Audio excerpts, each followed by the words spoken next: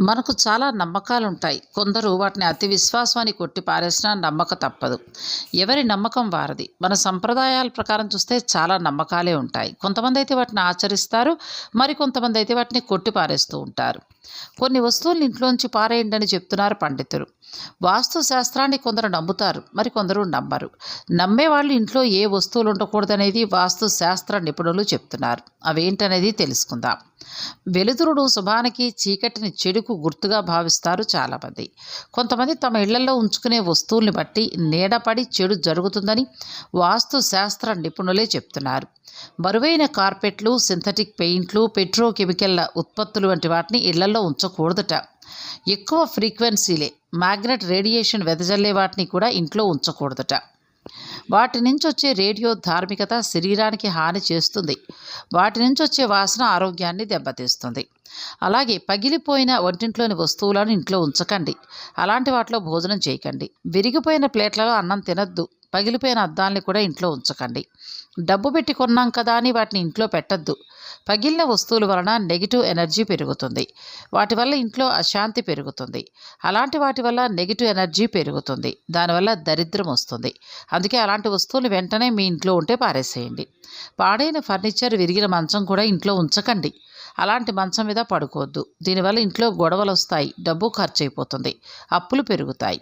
ముచ్చటగా ఉన్నాయి పడేయలేము అని అనుకుని మీరు ఇంట్లో పెట్టుకుంటే ఇక అంతే.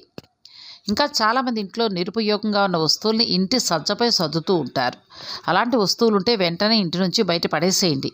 పిల్లలు ఆడుకునే పాత టెడ్డీ బేర్లు, పాడైన ఎలక్ట్రికల్ వస్తువులు, టీవీ వంటివి పనిచేయని వాటిని ఇంట్లో అస్సలు ఉంచకండి. వీటి వల్ల అనేక ఇబ్బందులు వస్తాయి. ఇంట్లో నెగిటివ్ ఎనర్జీ పెరిగిపోయి అప్పుల పాలైపోతారు.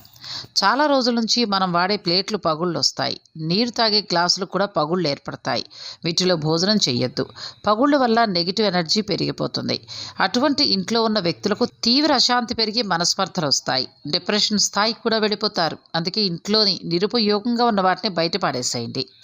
కార్పెట్లో రకరకాల సూక్ష్మ క్రిములు, బ్యాక్టీరియా, వైరస్ వంటివి కాలనీలే నిర్మించేసుకుని తిష్ట వేసేస్తాయి. అందువల్ల తక్కువ బరువు ఉండే కార్పెట్లను మాత్రమే వాడండి. వాటిని రెగ్యులర్గా ఉతకండి. ఉతకకుండా ఉంచొద్దు అంటున్నారు. ఇక ప్లాస్టిక్ పెయింట్ ప్రాణాంతకమైంది. అది శ్వాస సంబంధమైన సమస్యలు తెస్తుంది. మనం నోట్లో ప్లాస్టిక్ పెట్టుకుంటే మనకి ఊపిరి ఆడదు. అదేవిధంగా పెయింట్లు కూడా డేంజరే అంటున్నారు. ఇంటి గోడలకు ప్లాస్టిక్తో పెయింట్ వేస్తే ఇంట్లో వాళ్లకు అనారోగ్యాలు తప్పవుట. దుమ్మును ఆకర్షించే వస్తువులు ఏవి కూడా ఇళ్లలో లేకుండా చూసుకోండి. అలాంటి వస్తువులు ఇంట్లో ఉంటే అవి గాలిలో ఎగిరే చిన్న రేణువుల్ని కూడా పోగేస్తూ చివరికి డస్ట్ ఎలర్జీ వచ్చేలా చేస్తాయట. ఇంటి చుట్టూ కాలుష్యం లేకపోయినా ఇంట్లో దుమ్ము పోగవుతూ ఉంటే కనుక అనారోగ్యాలు చుట్టుముట్టడం ఖాయమంటున్నారు వాస్తు పండితులు.